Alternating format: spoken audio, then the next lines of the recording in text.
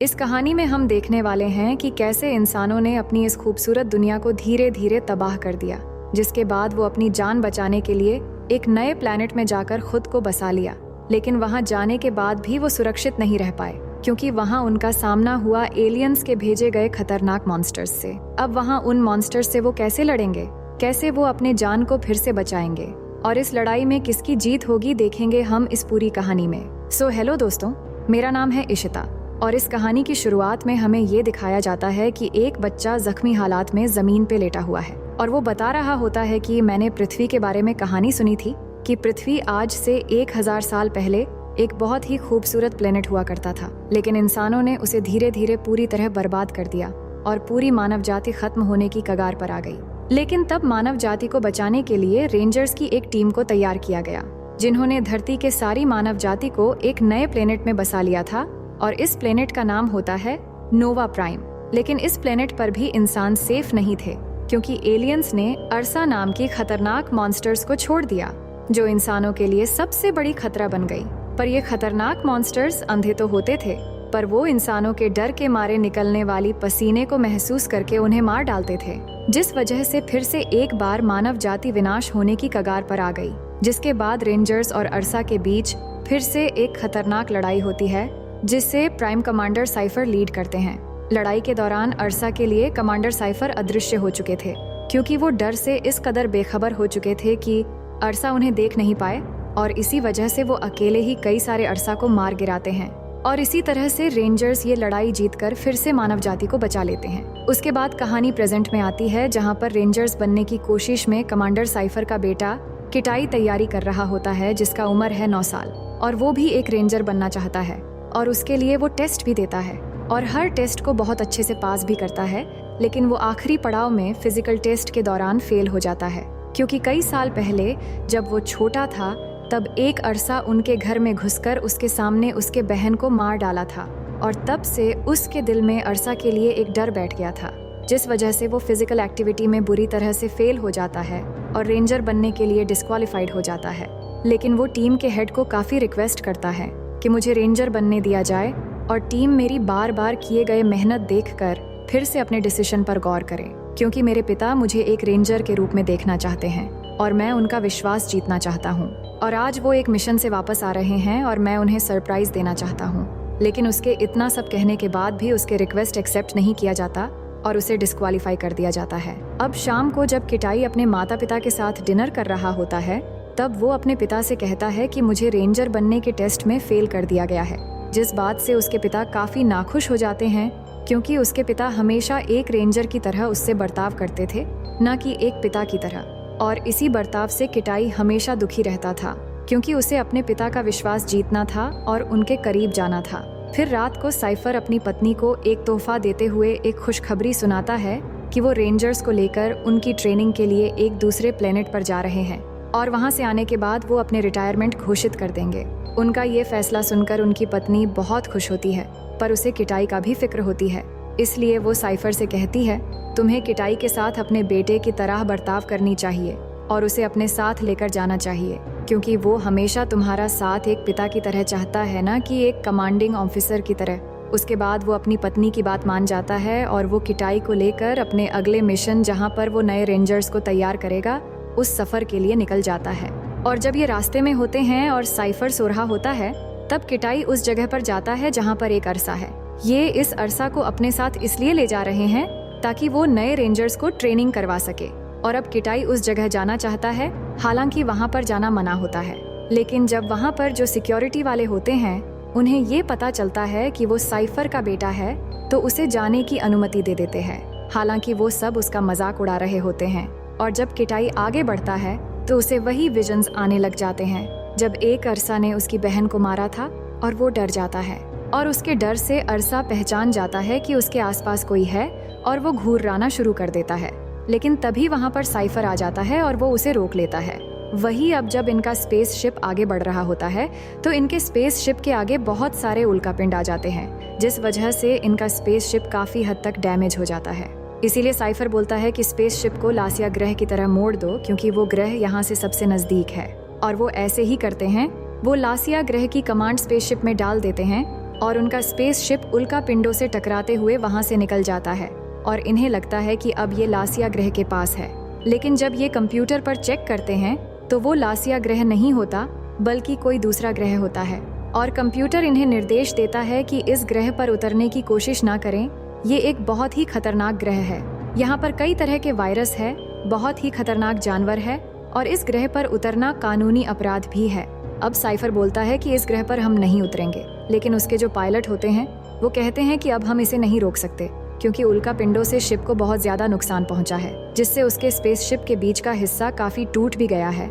जिसके बाद इनका शिप उस ग्रह पर 2 टुकड़े होकर क्रैश हो जाता है और क्रैश होने के बाद ये दिखाया जाता है कि इस स्पेसशिप में जितने भी लोग होते हैं वो सब के सब मारे जाते हैं और यहाँ पर सिर्फ 2 ही लोग बचते हैं, जिनमें से एक साइफर जिसके दोनों पैर टूट चुके हैं और दूसरा उसका बेटा किटाई जो बिल्कुल ठीक होता है। उसके बाद साइफर अपने बेटे से ऊपर कॉकपिट से एक बीकन डिवाइस लाने को कहता है जिससे सिग्नल भेजकर वो अपने प्लेनेट से मदद बुला सकते हैं। लेकिन जब किटाई उस डिवाइस को ढूंढ लेता है तो वो देखता है कि वो डिवाइस पूरी तरह से टूट गई है और टूटी हुई बीकन डिवाइस देखकर साइफर काफी निराश हो जाता है क्योंकि अगर इन्होंने सिग्नल नहीं भेजा तो कोई भी इन्हें बचाने के लिए नहीं आएगा और कोई भी मदद न मिलने के कारण इसी प्लेनेट पर इन दोनों की मौत हो जाएगी। फिर वो अपने बेटे को बताता है शिप में 2 बीकन डिवाइस थे जबकि दूसरा डिवाइस शिप के दूसरे भाग में रह गया, इसलिए तुम्हें कैसे भी करके उसे ढूंढकर सिग्नल भेजना होगा।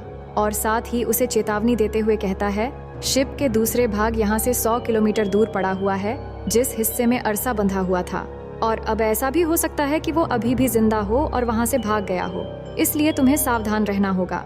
और उसे पूछता है कि क्या तुम्हें पता है कि ये कौन सा प्लेनेट है। इस प्लेनेट का नाम है पृथ्वी, जो है इंसान की पुरानी दुनिया, जहाँ पर हर एक जीव अब इंसानों को मारने के लिए विकसित हुआ है। क्योंकि इंसानों को पृथ्वी छोड़े हुए हजारों साल हो चुके हैं, इसलिए अब इंसान यहाँ के माहौल में सांस नहीं ले सकते। इसके बाद वो उसे 6 इनहेलर्स देता है जिसे खाने से वो इस प्लेनेट पर सांस ले सकता है। साथ ही वो अपने बेटे को अपना एक खास हथियार भी देता है और कहता है कि ज्यादा जरूरत पड़ने पर ही इसका इस्तेमाल करना। और किटाई के सूट पर कम्युनिकेशन सिस्टम और कई सारे कैमरास लगे होते हैं जिसे साइफर उसे देखकर गाइड कर सकता है और उसे रास्ता बता सकता है। इसके बाद किटाई अपने सफर में निकल पड़ता है और यहाँ हम देख पाते हैं कि धरती अब पूरी तरह से बदल चुकी है और पहले से काफी खूबसूरत और हरा भरा हो चुकी है। अब थोड़ी ही दूर जाने के बाद किटाई का सूट का कलर चेंज हो जाता है। तभी साइफर उसे बताता है कि तुम्हारे शरीर में लगे सूट का कलर टेम्परेचर पर रिएक्ट करेगा और इस प्लेनेट का टेम्परेचर कभी भी अचानक गिर सकता है जिससे तुम्हें सांस लेने में तकलीफ हो सकती है। और सावधान रहना, कोई चीज तुम्हारी तरफ बढ़ रही है। जिसके थोड़ी देर बाद ही किटाई के सामने एक बड़ा सा बंदर आ जाता है जिसे देखकर किटाई घबरा जाता है, लेकिन साइफर के मना करने के बावजूद भी किटाई घबराकर उस पर पत्थर मार देता है। फिर देखते ही देखते वो बंदर अपने बाकी साथियों को एक आवाज देकर बुला लेता है जिससे किटाई के पास कोई रास्ता ना होने के कारण वो वहाँ से भागने लगता है और सारे बंदर भी बुरी तरह से उसके पीछे पड़ जाते हैं। तभी उसके पिता कहते हैं कि पीछे की तरफ भागो, यहाँ से 250 मीटर दूर एक नदी है, वहाँ पर जाओ। इसके बाद किटाई किसी तरह उनसे बचकर भागते भागते उस नदी में जाकर कूद जाता है जिससे उसकी जान बच जाती है, लेकिन वो नदी पार करके अभी भी घबरा के भाग रहा होता है। तभी उसके पिता उसे कहते हैं वो बंदर जा चुके हैं, रुक जाओ, तुम बेवजह भाग रहे हो।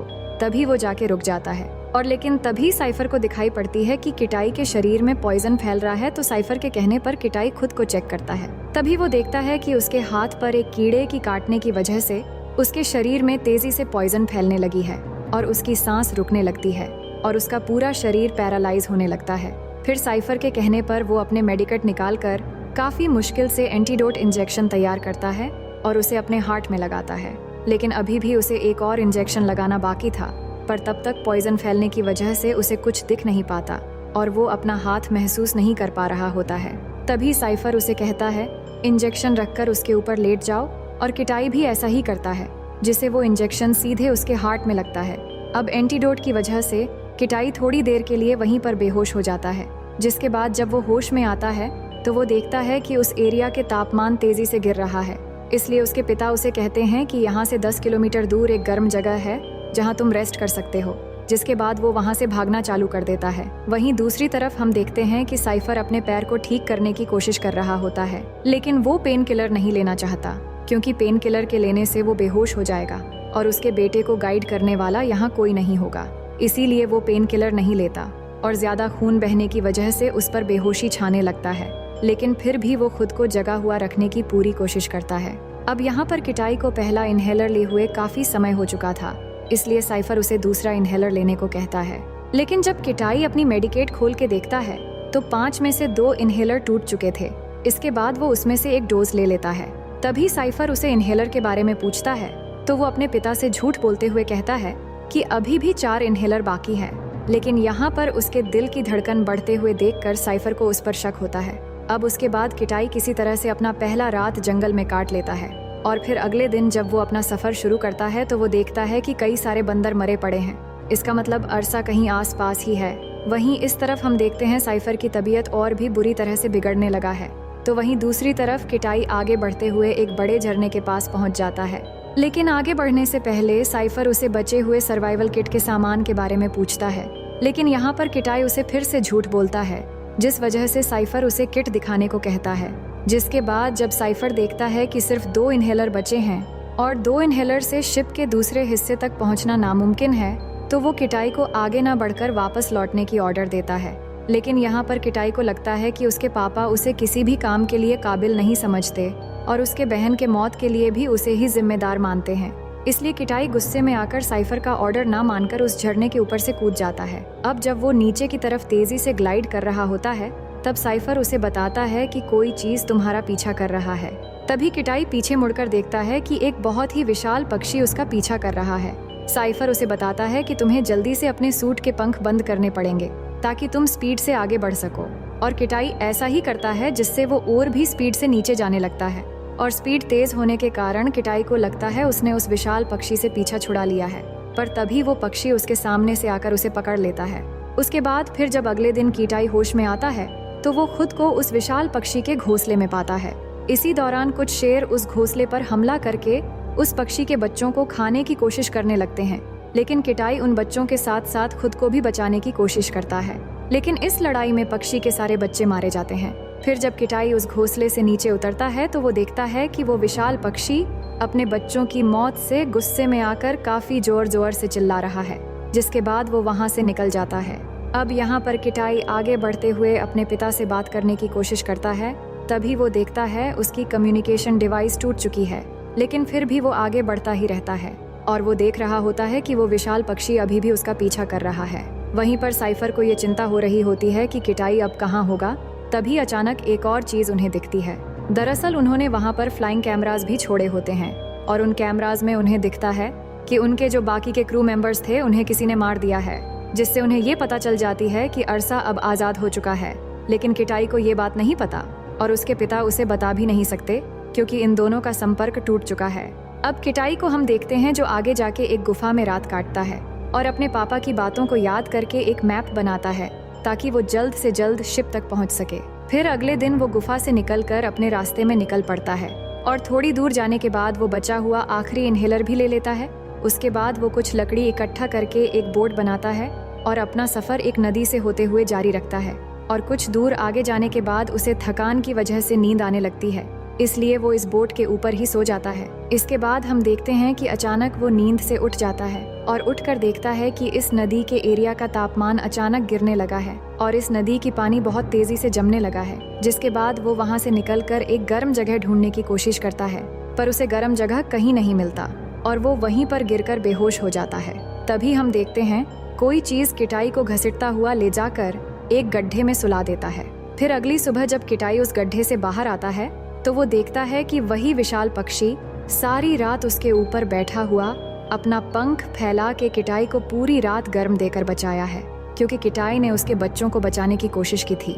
फिर जब किटाई उसकी जान बचाने के लिए उसे थैंक्स कहता है तो उसे पता चलता है कि वो पक्षी अब जिंदा नहीं है, क्योंकि पूरी रात की ठंड की वजह से वो अपना दम तोड़ चुका था।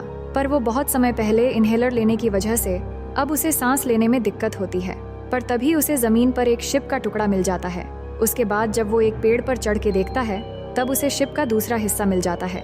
उसके बाद वो शिप के पास भाग कर जाता है और वहाँ पहुंचकर सबसे पहले इनहेलर लेता है। फिर वहाँ से हथियार लेकर अरसा को चेक करने जाता है, जो वहाँ से पहले ही भाग चुका होता है। उसके बाद वो वहाँ से एक मरे हुए रेंजर से कम्युनिकेशन डिवाइस लेता है और इमरजेंसी विकन डिवाइस को भी ढूंढ लेता है। फिर वो अपने पिता से कांटेक्ट करता है और उन्हें बताता है कि वो शिप के दूसरे हिस्से तक पहुंच गया है और उन्हें ये भी बताता है कि अरसा पिंजरे से भाग गया है। लेकिन सिग्नल में दिक्कत होने की वजह से किटाई अपनी पिता की बात नहीं सुन पाता। हालांकि किटाई की आवाज़ साइफर को साफ सुनाई दे रही होती है। इसके बाद किटाई उस वीकेंड डिवाइस से सिग्नल भेजने की कोशिश करता है, लेकिन ऊपर बादल में बिजली की एक पतली परत होने की वजह से सिग्नल ऊपर नहीं जाता और इस बात से किटाई भी काफी परेशान हो जाता है। फिर वो शांत होकर अपने पिता की तरह सोचने लगता है, तो उसे ध्यान आता है कि वो पहाड़ के ऊपर जाके भी सिग्नल भेज सकता है। लेकिन आगे बढ़ते हुए किटाई के मन में अरसा का डर बैठा होता है, इसलिए जैसे ही वो पहाड़ के पास पहुंचता है तभी अरसा को उसके डर का महसूस हो जाता है। लेकिन यहाँ पर किटाई भी समझ जाता है कि अरसा उसके आसपास ही है, इसलिए वो भागकर एक गुफा के अंदर चला जाता है। लेकिन गुफा के अंदर आने के बाद अभी भी वो अरसा से डर रहा होता है और इसी डर को महसूस करते हुए अचानक अरसा उसके सामने आकर उस पर हमला करना शुरू कर देता है, जिससे किटाई काफी इंजर्ड हो जाता है। और इसी हड़बड़ी में वो अचानक वहाँ पानी के एक गड्ढे में गिर जाता है, जिससे थोड़ी देर के लिए अरसा उसे ढूंढ नहीं पाता। लेकिन वो जैसे ही पानी के बाहर आने की कोशिश करता है तो अरसा फिर से उसका डर महसूस करके उस पर हमला कर देता है और उसे फिर से इंजर्ड कर देता है। पर किसी तरह से वो उस गड्ढे से निकलने में कामयाब हो जाता है और निकलकर ऊपर चट्टान में आकर वो फिर से सिग्नल ढूंढने की कोशिश करता है।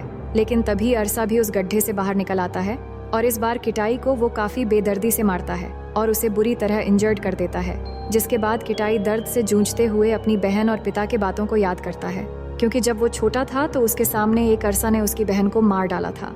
और ये सब पलों को याद करके किटाई के मन में अब डर की जगह बदले की भावना पैदा हो जाती है। फिर वो अपना हथियार उठाता है और अरसा पर टूट पड़ता है।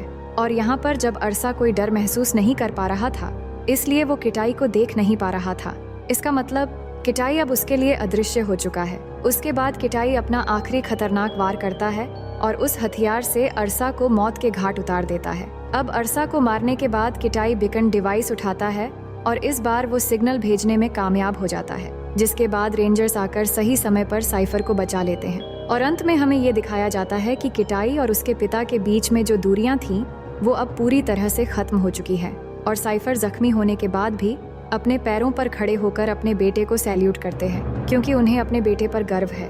और इसी के साथ ये कहानी यहीं पर खत्म हो जाती है। तो दोस्तों, उम्मीद है कि ये स्टोरी आपको पसंद आई होगी। मिलते हैं एक और मजेदार स्टोरी के साथ।